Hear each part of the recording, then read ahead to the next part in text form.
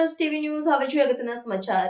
સુરતમાં કોંકણી બનાવટોમાં ભેળસેળની આશંકા, પાલિકાના અન્ન વિભાગે 12 નમૂના લીધા, પ્રયોગશાળાના અહેવાલ બાદ કડક પગલાં લેવાશે। સુરત શહેરમાં ઘી, પનીર અને ચીઝ જેવી ખાદ્ય સામગ્રી બાદ હવે કોંકણી બનાવટોમાં પણ ભેળસેળ થતી હોવાની આશંકાએ મહાનગરપાલિકાના આરોગ્ય અને અન્ન વિભાગે તપાસની કાર્યવાહી હાથ ધરી છે। પાલિકા દ્વારા શહેરની 10 જેટલી જુદી જુદી સંસ્થાઓમાંથી પોંક અને તેમાંથી બનતી અન્ય વસ્તુઓના કુલ 12 નમૂના લેવામાં આવ્યા છે। આ તમામ નમૂનાઓને તેમની ગુણવત્તા અને શુદ્ધતા ચકાસવા માટે પ્રયોગશાળામાં મોકલી આપવામાં આવ્યા છે। પાલિકાના અન્ન વિભાગે લીધેલા નમૂનાઓનો પ્રયોગશાળા અહેવાલ આવ્યા બાદ પોંકની બનાવટોમાં ભેળસેળ કરનારા વિક્રેતાઓ સામે કડક કાર્યવાહી કરવામાં આવશે।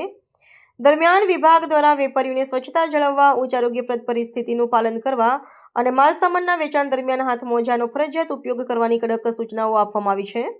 લોકોના સ્વાસ્થ્ય સાથે ચેડા ન થાય તે હેતુથી આ કાર્યવાહી કરવામાં આવી છે। પોંક એ સુરતીઓ માટે શિયાળાની વિશેષ વાનગી હોવાથી તેની માંગ વધુ હોય છે। તહેવારો અને મોસમ દરમિયાન માંગ વધતા કેટલાક વિક્રેતાઓ ગુણવત્તા સાથે સમાધાન કરી ભેળસેળ કરતા હોવાની ફરિયાદો મળતા તંત્ર એલર્ટ બન્યું છે। પ્રયોગશાળાના અહેવાલો આવ્યા બાદ જો કોઈ વિક્રેતા દોષી જણાશે તો તેમની સામે નિયમ અનુસાર દંડ સહિતના આકરા પગલાં લેવામાં આવશે અને અશુદ્ધ ખાદ્ય સામગ્રીનું વેચાણ અટકાવવામાં આવશે।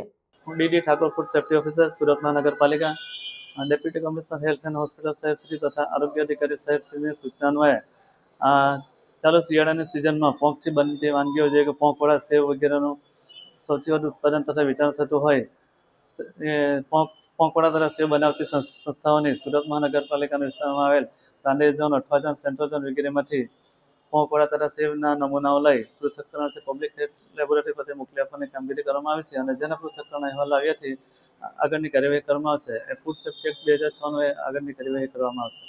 સર, કેટલા નમૂના લેવામાં આવે છે અને કઈ રીતે કેટલા સમય બાદ રિપોર્ટ આવે છે?